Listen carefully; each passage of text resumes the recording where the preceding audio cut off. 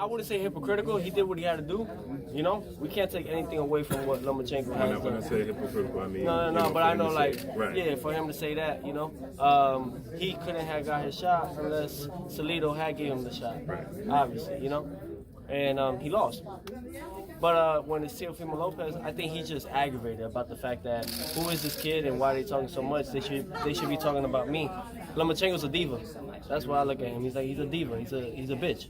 So and he's very delicate about his things. When he gets hit in the face and he gets bruises, he gets upset, very angry and everything. So you take those little things and you use them against him. Now, see your last 5 opponents compared to some of the other up and coming guys and things of that nature. Even Gervonta Tank Davis, your combined record is 135-9.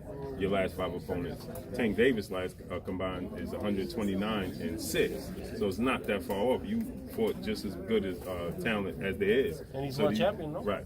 Mm-hmm. So do you think that you're overlooked in that nature, or people are? I'm always going to be overlooked, and that's the thing that I use. That's the thing I use against everybody. Why? I'm always like underrated or whatever it is. They never want to give me my credit. I don't think anybody ever does. So I use that as just to keep me level-headed and just to keep me focused. Why? I don't know. I guess I'm just that one of those guys that they just can't believe it. Some people are thinking like with just my power and everything, they're saying that I'm on PEDs and shit like that. Do you think it's because you're outspoken? Yeah, I'm very outspoken, but I think it's just because I'm that good. Thanks, you know? Oh, thank you. One second. Just one last question. Now, people like Lomachenko and Gervonta, have you ever been in a camp and sparred with them? We tried to spar with Lomachenko twice, and they said no. Tank, we sparred when I was 15. He was 18. This is when I think he was like on the 6th, 7th pro fight. My father was a limousine driver, so he went to the limousine. He told the coach when he was talking to him, "Hey, I'm gonna park the limousine real quick. Can you watch my son until I get back?" And the coach was like, "Okay, cool, yeah, I will. And then we'll talk about what we're gonna do next for himself, not for me." And the coach was like, "Hey, kid, put on some gloves." So me, 6 years old, I was like, "Yeah, okay." And then he grabbed the mitts, and by the time my dad came back, I had learned about 2-3 combinations like that, just like that. And my father was like, "I'm 30-something." I was like, "Yeah." He's like, "I'm not gonna take this serious. I'm gonna invest my time in my son," and that's what he did. At the age of 6, man, you put on the gloves, you come in, you start My swinging. first time was when I was 2. Your amateur record. What was your amateur record? 150 with 20 losses. 150 with 20 losses. You're a man from Brooklyn, if I'm right. From Brooklyn. Yeah. You've been around. So I know Florida. I know how defeat tastes. Florida, Vegas, and now you're back in Brooklyn. Yeah. Now out here in Brooklyn, though, man, it's your hometown. How are you feeling? Feels great, man, knowing that I can actually stay out here afterwards. You know, I don't have to go back to Vegas and travel 5.5 hours back. You know, I can actually just be here, chill and mellow. And on top of that, man, it's just finding out, you know, just feeling the culture and everything about it. You know, so it's great, man. Fighting out back here at Madison Square Garden, the Mecca of boxing. Every time I go out here and fight, man, I put on a show. It's a different energy. This Saturday night, you on one of the biggest cards right here, Crawford versus Khan. Yeah. Your opponent. What do you know about your opponent? My opponent, he's a 2-time European champion. He's a former world title challenger. He's been in the ring with plenty of guys that have a lot of experience, just as much as him. He's 31-2. His 2 losses have been by split decision or majority decision. So I know this guy is going to come and try to bring the fight. That's all I really know. My father, on the other hand, he studies this guy, and he told me what I have to do. And we're just going to pick him apart come Saturday night. At the media workout, you said it straight up, man. You coming in the house and F this cat up, man. I mean, you said it yourself, man. You want to come in there and knock him out? No, yeah, man. I got a lot of anger in me, man. So I gotta take it out on Saturday. Where's this anger come from? Huh? Why are you angry? Oh shit, what's up, man? What's up, baby? Why am I angry?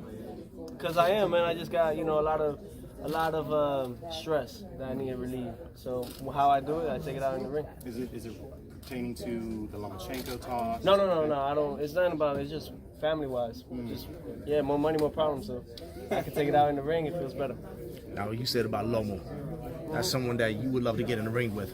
But you said it yourself. I mean, your dad said it. That, you know, they ducking you, man, for some reason, you know. How's your opinion on that? Yeah, man.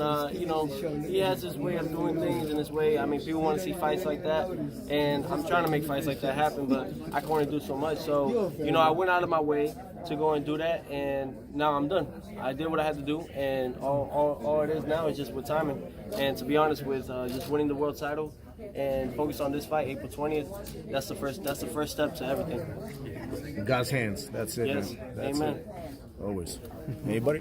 What's going on, Teofimo? What's up, my man? You continue to improve, and unfortunately, it seemed like the fight at your weight class may be stalled a bit. You plan on moving up next year. Yeah. Do you think you're going to get at least 2 championship bouts, or you're going to be able to pick up maybe the Richard Comey fight now that he's cleared I think the the return? first one will be the WBC belt. Okay. Yes, with Mauricio and everything we've talked about. So I think that'll be the first one. Hopefully we make it in July. That'll be a great one. Back here in New York? Probably Madison Square Garden. Main event? Our main event. At the theater. Either at the theater. I even feel like we could sell it at the Garden, at the big one. So basically, if the word isn't out, Garcia is going to vacate, or he's going to defend that title? What I say? It open. You'll make an announcement later. Okay. I'll make an announcement later. Yeah, man. Teofimo, we saw Vasyl Lomachenko say that you haven't fought anybody in the top 5 and things of that nature. Why do everybody keep bringing you up? And we see that he had his first shot at the title at only his 3rd fight. Do you feel like that's hypocritical? Not even his second fight, world title and stuff like that. I think that when they become, like, when you're a 2-time world champion and everything, they press that more. And they're like, okay, since you won 2 Olympic gold medals and everything, all right, this is what we're going to do.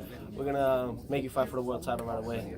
The whole thing, man, I look at it like AIBA. It's an organization that favoritizes. It's all favoritism. They have their people that they pick. So unfortunately, that's how they're gonna do things. They're gonna make you seem this great and everything. Don't get me wrong. You still gotta do a little bit of what you gotta do. But when April 20th, Teofimo Lopez back in Mecca Boxing, Madison Square Garden, ESPN pay-per-view if you cannot make it. So tune in and co-main event. Next fight will be main event. Teofimo Lopez signing out. Shout out, Gordo. Go get it, Gordo.